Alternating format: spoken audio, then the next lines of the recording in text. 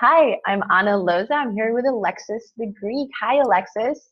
Hi, Thank Anna. you so much for being here. So tell me a little bit about what's going on in your world of your passions and your business and what's happening.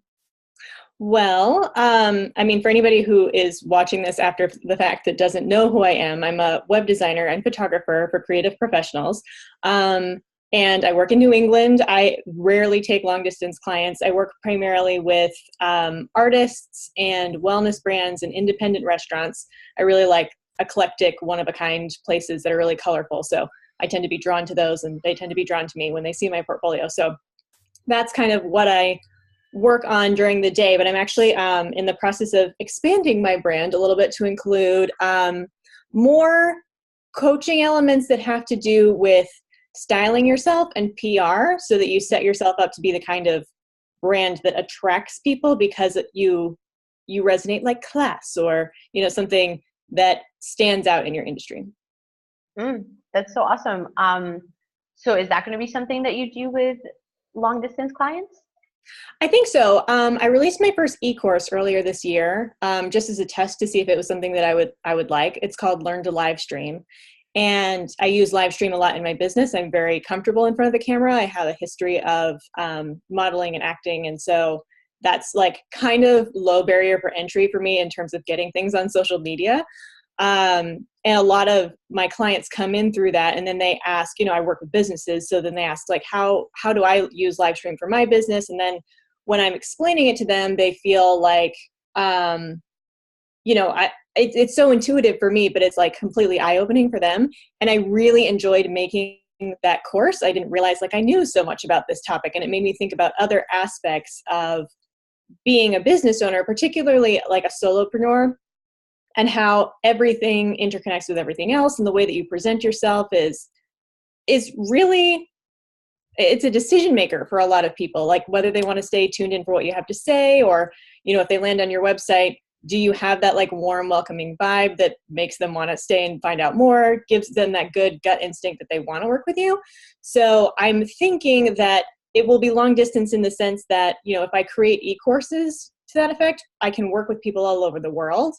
And then I don't know in terms of like, will I do video calls with people? I don't know. At this point, I'm kind of feeling like the e-course route is the easiest way for me to do it, the most sustainable way for me to do it and maintain my current lifestyle. So it's probably going to be more of that way.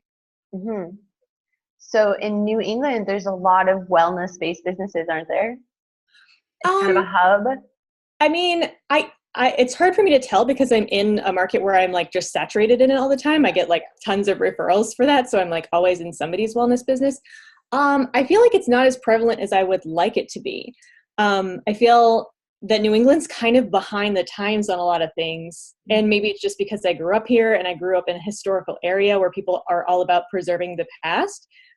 But when I have ventured out to California, Colorado, like North Carolina, Virginia, for travels or visiting family, I feel like those areas just tend to be a lot more current with what I'm seeing on Instagram, you know what I mean? And blogs. And so a lot of times the way that people think about wellness here just feels behind me. Mhm. Is that accurate? I don't know, but that's how it feels to me. But I work with a lot of like acupuncture clinics and, essential oils therapists and things like that. So they do exist Yeah, here. awesome. So super curious about your name. Tell me about that. Okay, so Alexis the Greek, very common question. It actually used to be, the answer used to be on my website. I revamped, it's not there anymore. I'm getting the question again. Before I was a web designer and a photographer, I thought that I was going to be like a full-time novelist. And I did write a lot. I got published in a lot of magazines, but it was like $30 for an article here, or like, the winner of a contest, like one-time payment there. So it wasn't really sustainable. And I worked in a little breakfast place to kind of pay my bills. And there was a tiny little Greek woman who would come in 2 or 3 times a week. And she was old enough that she was kind of starting to forget things. And she would come in and she would see me and she would say, "Remind me of your name, I forget." And I would tell her it was Alexis. And she would say, "Alexis, that's a Greek name. Are you Greek?" And she was so excited. And I told her, "I don't know. My dad was adopted. I don't really know my lineage. Like one day I'll do a DNA test, but I haven't yet." And everybody at the coffee shop, breakfast place ended up like calling me Alexis the Greek. If I took an order to go, they'd write like Alexis the Greek on my container or whatever.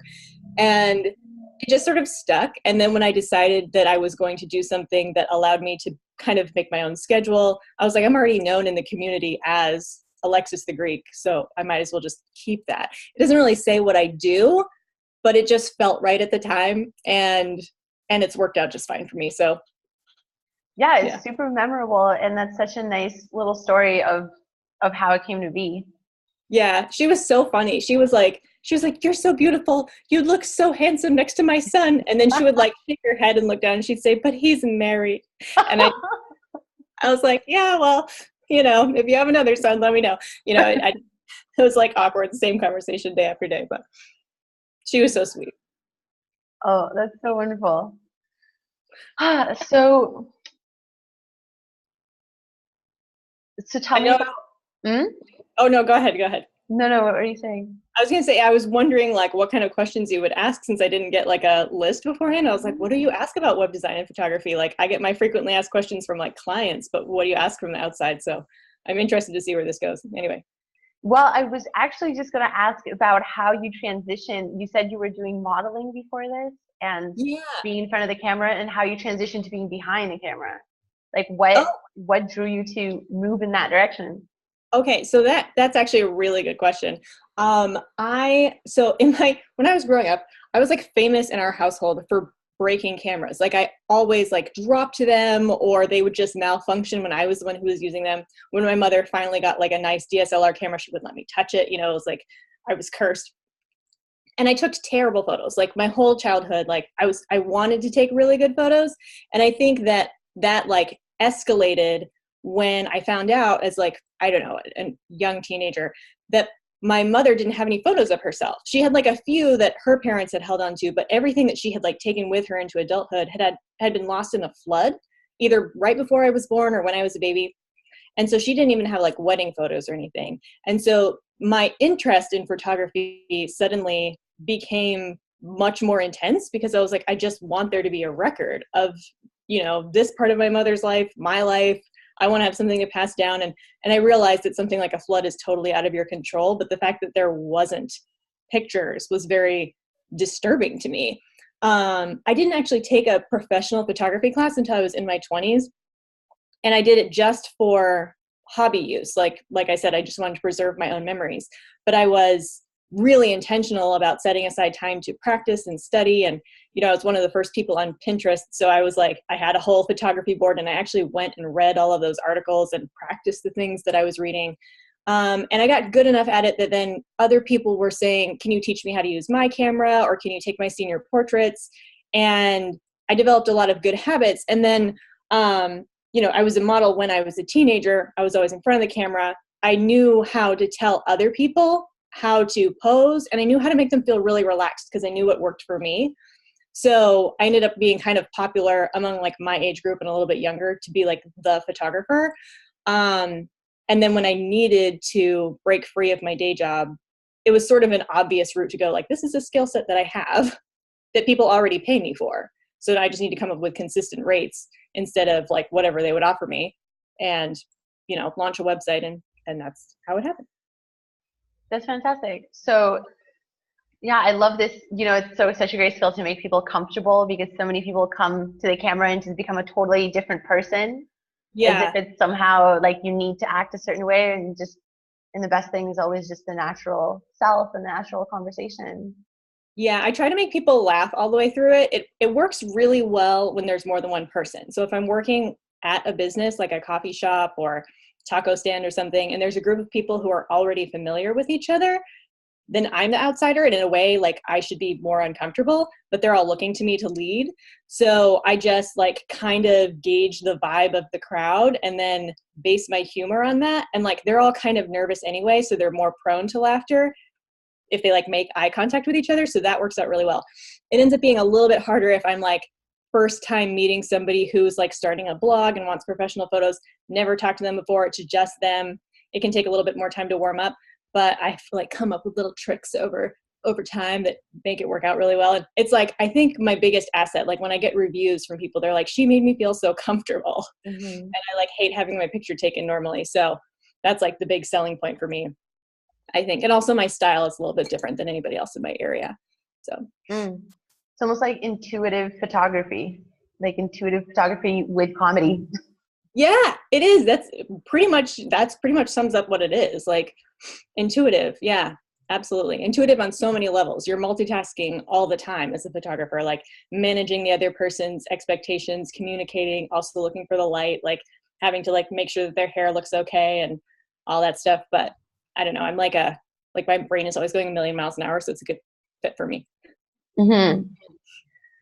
So what kind of clients do you get? Like you mentioned the coffee shop or a taco stand, like what kind of people come to you? Well, I think that my primary audience right now is usually wellness brands. I'm starting to get more of the restaurants. Like it's weird because things are just kind of in flux. Like sometimes I'm doing a lot of web designs and sometimes I'm doing a lot of photography and sometimes it's a lot of this kind of business and sometimes it's something else. Right now I'm kind of like phasing out of an era of doing like a ton of wellness brand stuff that was like this person referred this person and that person referred this person and they're all in the same industry. So it's very like, first of all, there was a lot of trust there, which is helpful for me as a business owner because they're like, oh, I saw your work that you did with so-and-so. I knew that you were the right fit for me. But then it can also be kind of like tiring to be like, well, I want to do all these other things. I really love shooting food. I think that food is like so colorful and beautiful. And I love like shooting healthful, thoughtful food. It just tends to be like really colorful. I really like color. So I'm getting more of that. There's like one restaurant that opened up in my area and like I knew somebody who was working there and she got me the job of the photography. And then once everybody saw that restaurant, like all these other restaurants wanted to work with me. But I'm trying to focus. I'm actually doing a redesign for my website. Again, I feel like, you know, as a web designer, I should have like a top-notch website and it should always be current. But I'm focusing my efforts towards working with women who want to be influencers in like 3 or 5 years. I really like doing portraits and capturing personalities and helping people to see through images what values they represent and what their personality is really like.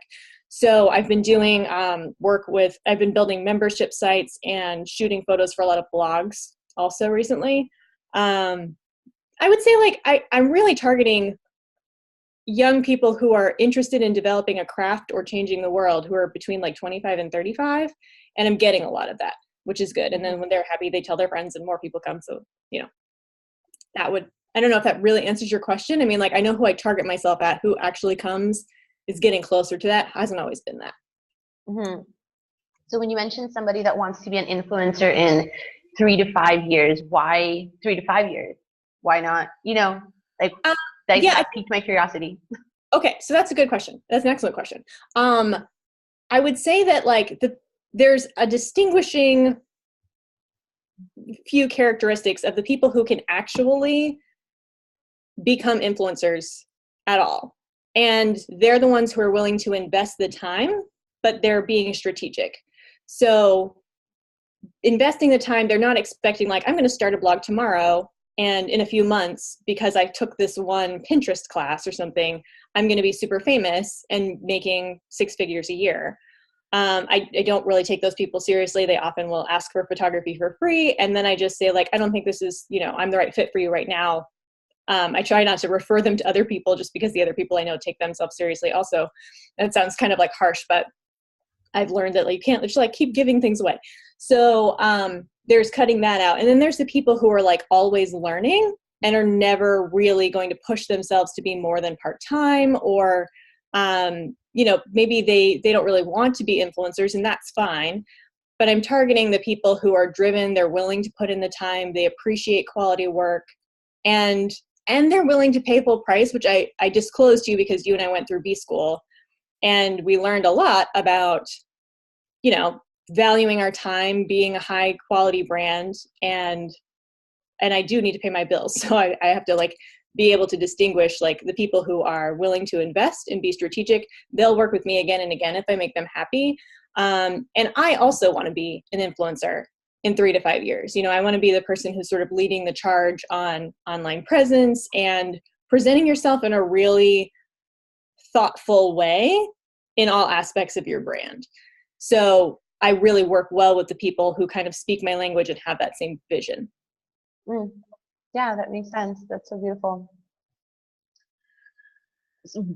I'm curious if you've had some like funny experiences or just like some interesting experience with a photography client and story. That's a good question. I mean, the first thing that comes to mind actually was when I was learning to be a photographer, and it wasn't a client. And maybe this story is like a little scandalous. I don't know, but it was while I was still working in the restaurant industry.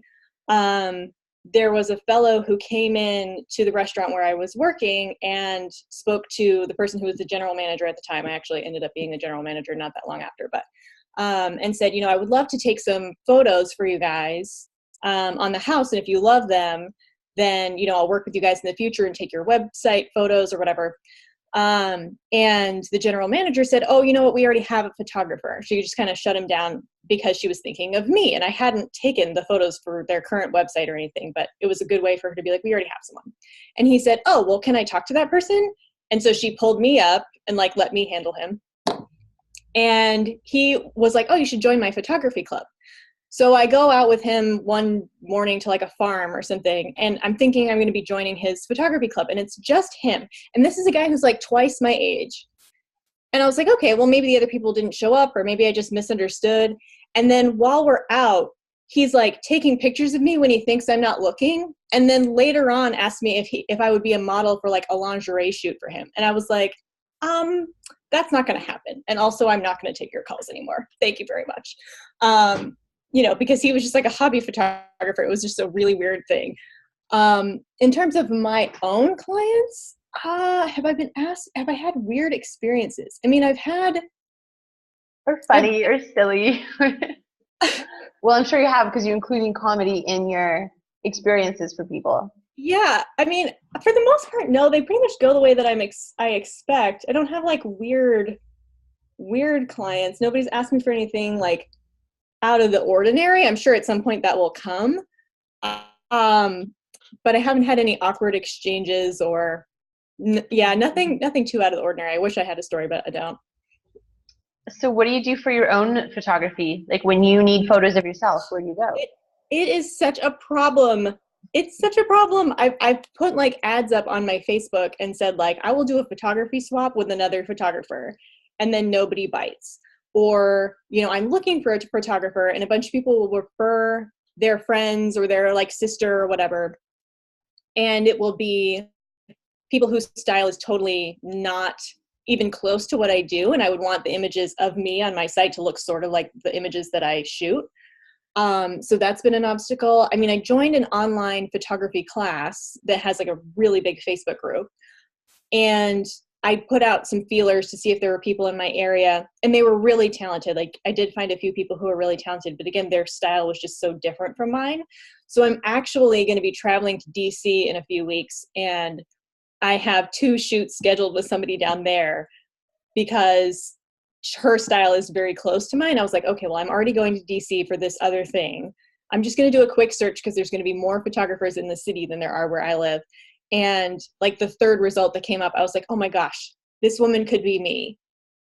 She's going to take my photos. So we have 2 like full day sessions where she's going to stock me up on like brand photos and photos for one of my e-courses and some style shots for blog posts and stuff.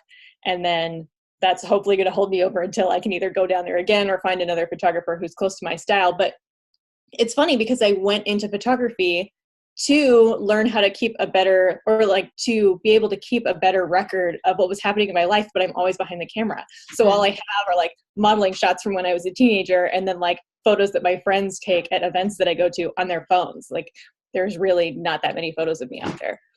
Yeah, that's an interesting twist of your intention and what's happening. So it's like you're contributing to the record of other people. Yeah. Yeah, I kind of thought like if you put it out in the universe, it'll come back to you.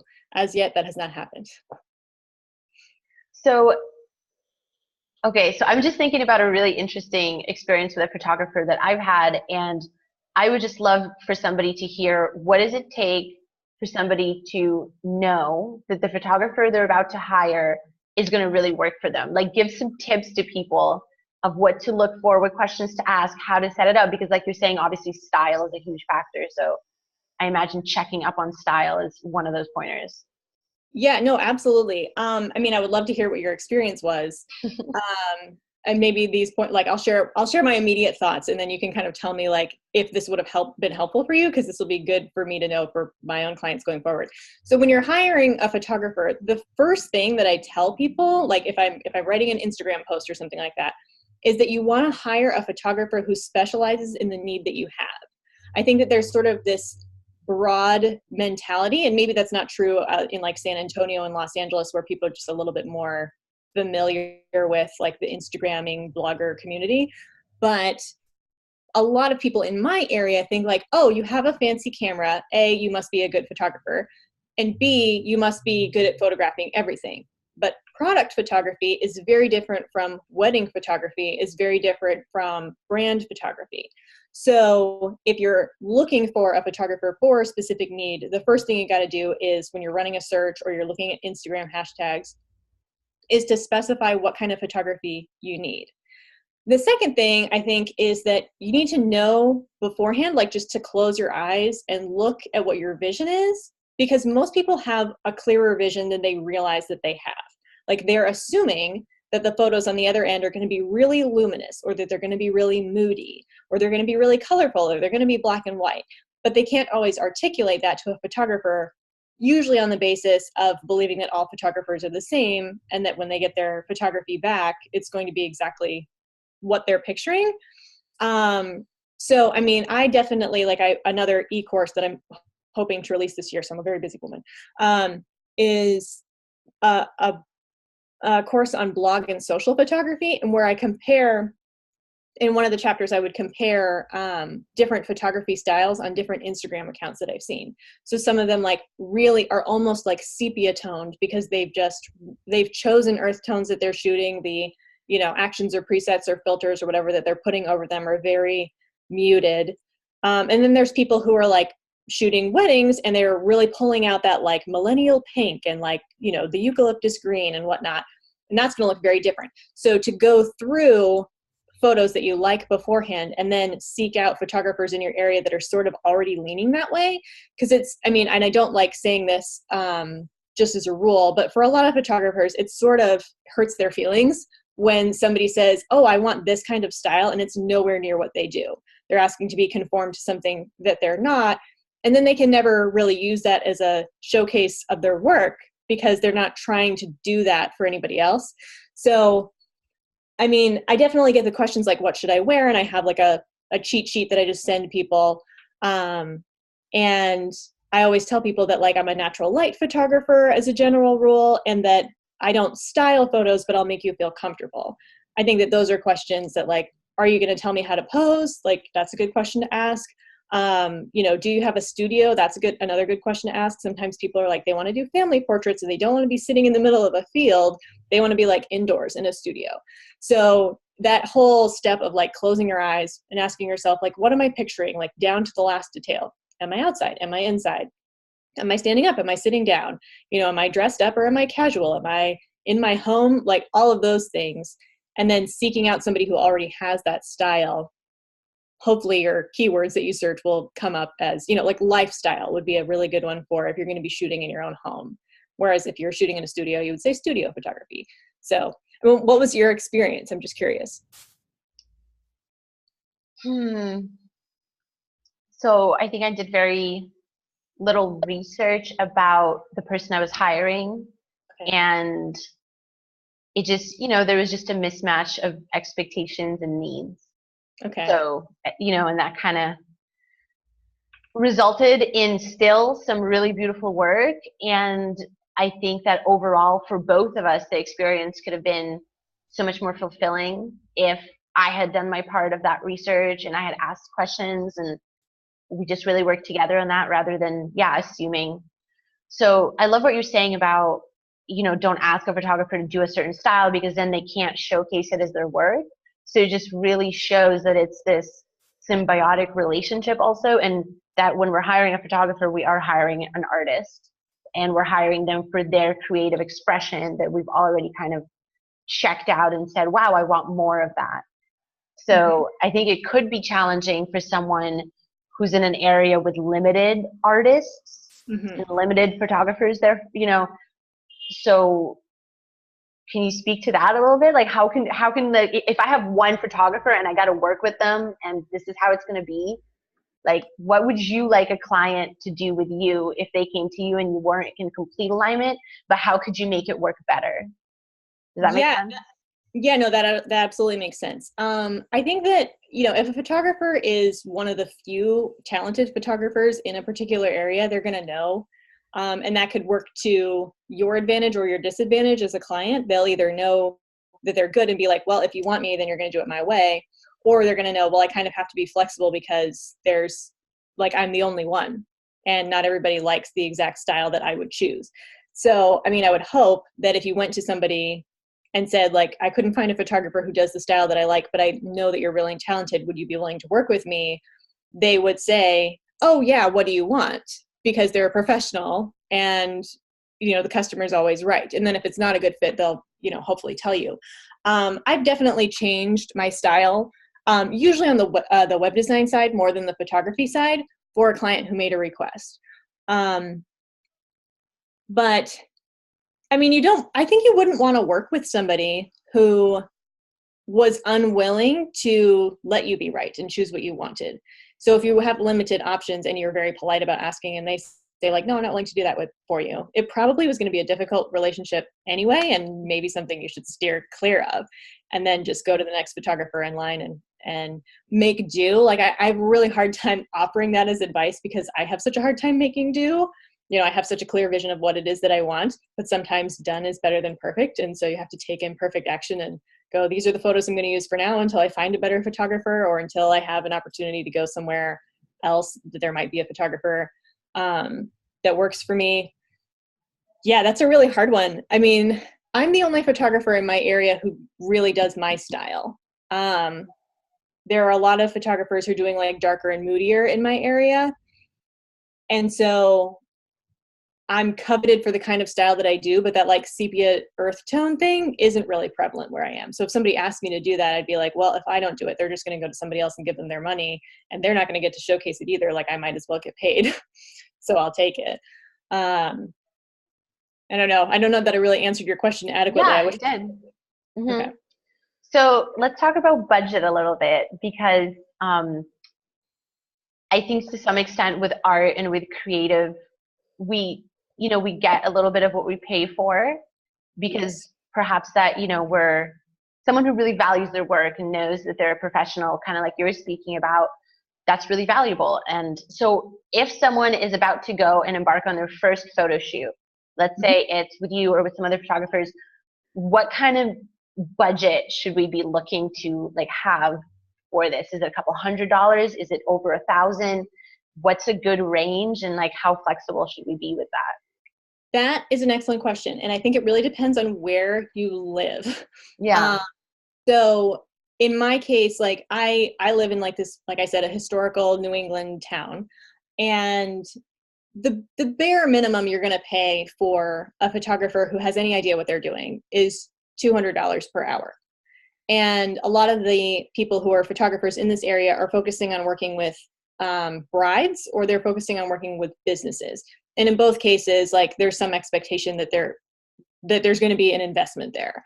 I think that if you lived in like Brooklyn, it could be significantly more expensive. I think that it's going to be more expensive as a rule if you are going to a studio, because they're paying for renting that space. They're paying for all of their equipment. They're paying insurance on their equipment and their rental space. They might have more than one person who works there. They're having to pay electric for all that lighting. There's just a lot more expenses that are incurred. And so what they take home at the end of the day is going to be less than what I would take home at the end of the day using sunlight and just my camera. I mean, I have some lighting. I have tripod. I have several lenses, but my startup kit is significantly smaller. And I know that. I have subscriptions to various photo editing softwares that I have to pay for, but that's so nominal that it doesn't really affect what I would charge. It's really the editing process afterwards that you're paying for in my case. And my expertise in how to use a camera and, get what you want. So I would say that probably anywhere in the country, I mean, I'm thinking about what minimum wage is here and like where it's higher and where it's lower. Probably $200 for an hour is pretty standard. Mm-hmm. And then as you go up through the day, it's like if you're going to do a half day shoot or a full day shoot, some photographers discount for you buying more time, which I like to do. But then some are just going to like keep their hourly rate for the whole day. And then the other thing to take into consideration is that I think that it's pretty standard to either have to pay half up front and half on delivery, or pay the whole amount up front and then it won't be deposited until your photos are ready. So like in terms of like if somebody says they want all the money up front and it has to be cash or check, like you're just putting so much power in the photographer's hands to get the photos back kind of whenever, even if you sign something that says they're going to be ready by a particular date. And in terms of like, do I pay piecemeal? Do they have payment plans? That's not really something that's prevalent in the photo industry. So I feel like all of that stuff factors into the money question. For sure. So as a photographer and a designer, how do you navigate that terrain of giving someone, so you're kind of in charge of putting someone's vision into reality. And how do you navigate that terrain of someone asking you for like tweaks or to keep redoing it? Like, how do you set those boundaries on your creative work and, make it good for both parties? I am still learning about that. I will be 100% honest, still learning, because I get both extremes. I get the people who are just like, they're willing to hand me everything and say, you take complete creative control. I've seen your work. I totally trust you. Or I've talked to you and I just feel like you really understand my vision. And then there are the people on the other side who maybe come in with not very much clarity, or they have a vision and they don't realize they have it, so it doesn't get communicated to me very well. And then when the project is like halfway through, suddenly all these concerns come out, and I've still got that little bit of time to kind of regain, but I have had to cut a couple of people off at some point where it was just like my timeline had it so that this project was going to be done on this date. And then I was supposed to be dedicating all my time to these two clients. And now you're infringing on their time. So in one case, I had a photography client really early on before I really understood that there was like pretty much every time I would give photos back then, somebody would say like, oh, do you have any more? And so I realized that I needed to have like a guarantee on my website that you're going to get X amount for this amount of time. And you will probably get more, but I'm only guaranteeing this amount. And I would always keep 4 or 5 photos after this one experience so that if somebody came back and said, do you have any more? I would be like, I had a few that I didn't think were as nice, but maybe you will like them. And so I'm going to send those along. And they, I would call them like my B team photos, and they would get that little cluster. But there was one, who was like, I just really felt like we took like 200 photos and you only sent me 60. And I was like, well, your eyes are closed in some of them. And like, the shirt was ruffled, if you remember, for like those first 5 that we took. So then we straightened that out and retook those photos. So I didn't send you those ones. And so there was like, I had to learn how to put that verbiage into my contracts. On the web design side, that's a whole other monster. I mean, people are paying me like 5 or 6 times as much for that than they're paying for photos. And so it's like a constant communication throughout so that it's not at the end, at the very last second, oh, this isn't really what I wanted, or can we squeeze this in, or can we swap that out? Because some people do, like I hand them the first version and they're like, perfect. And I'm like, wait, but we still can do tweaks and stuff. There's plenty of time. And then you have the other people who drag it out for like 4 or 5 months and you're like, we're done. You're going to pay me extra now. We're going to keep doing this. So it's hard. It's a hard thing. Mm-hmm. Yeah, that's certainly challenging. Do you ever travel for photography? Like, you're going to, is it DC that Mm-hmm. you're going to do your photos in? So are you going to try to like connect with clients when you do that, or are you kind of keeping it local, like you said? Yeah, so I'm actually down there for something else and the photos are just extra. I think all of the work I've done so far has been on the East Coast, but there have been people who found my work through somebody else or stumbled upon me accidentally who don't live within like a reasonable driving distance of me. And if they are looking for product shots in like a lifestyle setting, they'll ship them to me because they want to work with me. And I find a way to stage it and make it happen, and I ship the products back. I've traveled as far as Rhode Island for photos, which I don't know if you have any idea of like how long that is. That's about 3 hours from where I am.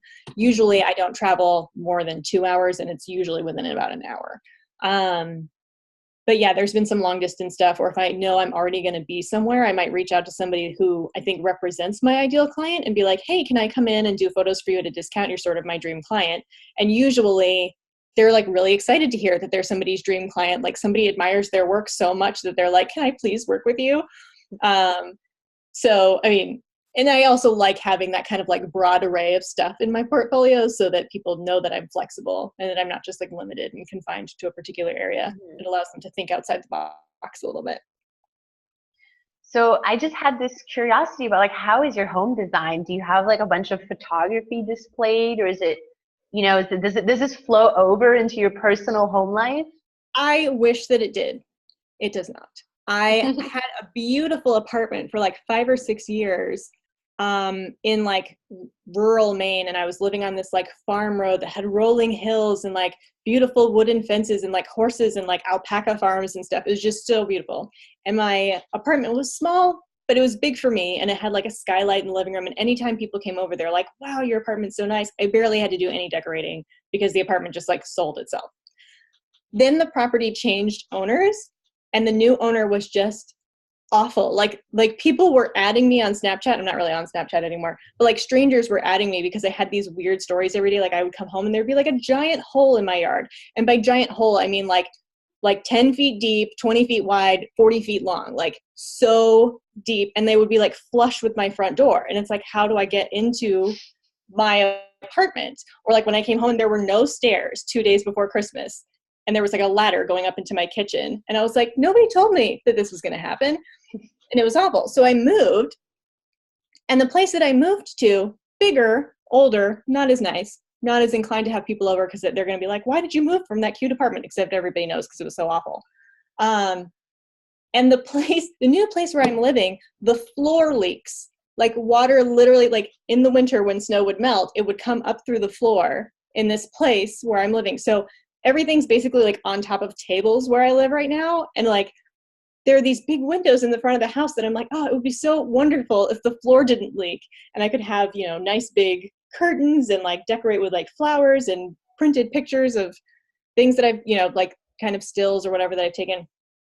But I don't want to invest in this space because I'm like, as soon as the weather is like perfectly good, I'm moving to a place where the floor doesn't leak because the landlord like zero cares. So anyway, yeah, no, it's not beautiful. And I've like tucked myself into the one corner where I feel like it's acceptable for like live streams and stuff. It's not great. But I wish it was. I wish I could like pick up my computer and like spin it and be like, this is, my beautiful home, but nope, not so much. Okay. That's a really interesting story. I mean, a leaking floor in rural New England, or I don't know if it's rural, but just New England. Yeah, that's a totally New England kind of experience. Yeah, it really is. Like, and when I tell people that the floor leaks, they're like, are you sure it isn't the ceiling? And I'm like, do I look dumb? Like it's straight up puddles coming up through the floor. But anyway. So if people want to work with you now in design or, this e-course, just what's available right now for someone who's not local to you? Okay, so for not local to me, the Learn to Livestream course is if you go to alexisthegreek.com/learn to livestream, but there's hyphens in between each word, so learn hyphen to, etc. You can sign up for when the new version of the course is going to come out. I released a version earlier this year. It was the first one. It went really well, but I asked the people in the first round to give me feedback because I wanted to make sure that it was everything that they expected. And there was feedback that a couple of the videos like went too long or that I talked too fast or something. So there's a new version coming out. I wanted it to be done in April. It's going to be done this month instead. And if people wanted to join that, it's like a crash course in live stream to help people kind of like calm their nerves and know how to find good light and how to dress. This video is not a great example of finding light, but normally it's very luminous in my live streams. And it's got, I think, 15 lessons. And by the end of it, my students were pretty comfortable in front of a camera. I was like going to their Facebook pages, their Instagram accounts, and they were doing a great job. So it's really effective, and it's going to be priced at $49, and I'll probably do a discount, you know, if you sign up within like a certain 2-week window or something for $35. So again, that would be just alexisthegreek.com/learn-to-livestream, all hyphenated for the learn to live stream. And there's a place to sign up for the email list there. I am coming out with a style course. I don't know exactly when that's going to be released because the 2 photo shoots that I'm having done in DC are, oh gosh, I just had like a total brain spasm. I don't know when the photos are going to be back for that, but those 2 shoots, both of them have something to do with that course. So all the content is ready. It's just plugging in the images at this point. And people could just sign up for my regular email list. When they go to my website, there's like a block at the bottom. And other than that, not a whole lot for long distance. I'd be willing to entertain a long distance web design, but there would have to be a lot of time to communicate back and forth via video chat and screen sharing and all that stuff. That's fantastic. Yeah, I feel like you put a lot of intention into the work that you do, and that's why it's so beneficial to be in person with you, because like you're saying right now, you know, you just to see the vision and to really like get a feel for the vision and really make it come to life. So that's something really incredible. Yeah. Yeah, in person makes a big difference. Long distance has been hard for me when I have tried it. So there would have to be a lot of communication. But yeah, I get a really good read off of people that helps to guide my process. And if there's not communication, then I'm just like flying blind. So that's an astute observation on your part. Well, Alexis, thank you so much for sharing your story here and for just like bringing your presence and what you're doing. It's been so cool to chat with you.